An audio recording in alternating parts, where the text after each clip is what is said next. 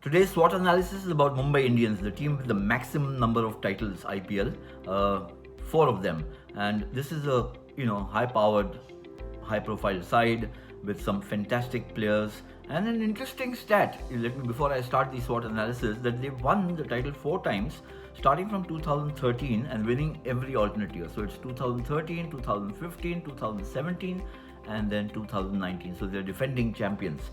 Now, what is the strength of this team that they've done so well? To me, it's the core players, the core team, if you might call it, which has been consistently with the franchise, and these are the players who have been major contributors in how Mumbai Indians have fared over the past at least a dozen years. Core team: Rohit Sharma, the captain and extraordinary batsman.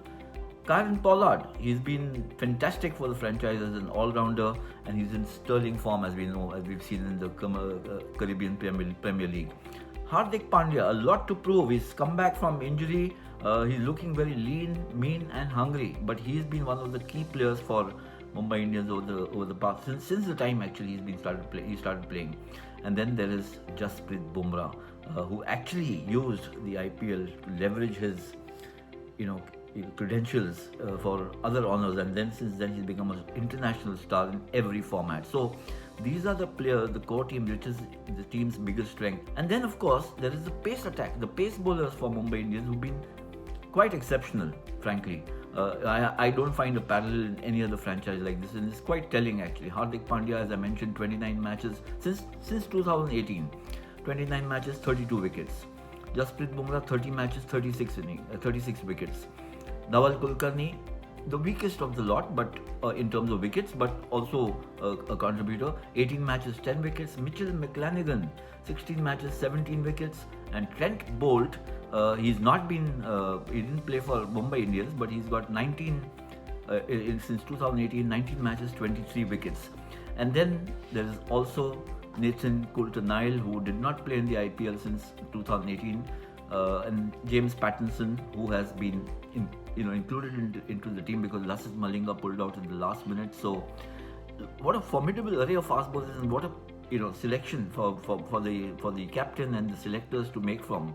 Now, what is the area of weakness or weaknesses, if I might say? Spin. If Rahul Chahar and Krunal Pandya, one is a leggy, the other is a left arm spinner, don't click, then who takes the charge? And remember, they're not Chahar and Pandya are not major domos in spin. They're not like a Sunil Narayan or some of that kind of a spinner reputation and track record. So, but Krunal has done exceptionally well for Mumbai Indians, even as a batsman. So Krunal Pandya, 55 matches, 40 wickets. Rahul Chahar, 16 matches, 15 wickets. Jayant Yadav, 12 matches, 5 wickets. Anukul Roy, 1 match, 1 wicket. So if Pandya and Chahar don't click, then the spin prowess reduces dramatically. That is an area which could bother Mumbai Indians, because remember, matches are going to be played in the UAE, where pitches could be more favorable towards the slow bowlers. So that is something that's an area they'll have to look into.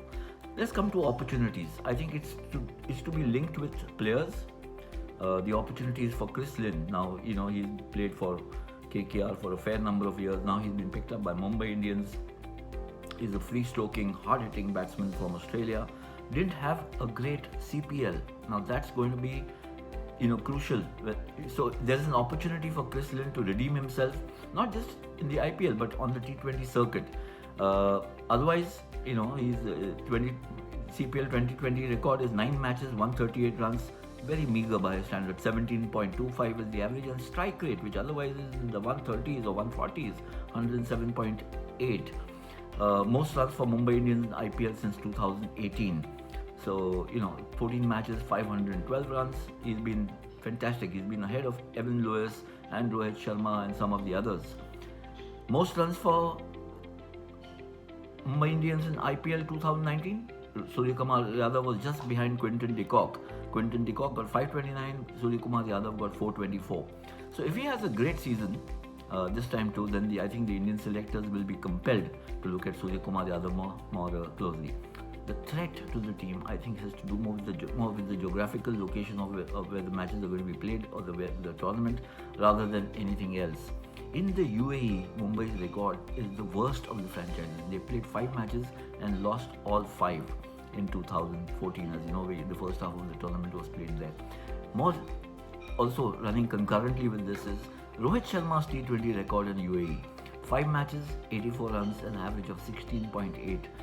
Not befitting the great batsman that he is otherwise in limited overs cricket. So this could become a threat for the Mumbai Indians, who otherwise have a fantastic array of performances, players in the past, and also players currently looking in very, very good form.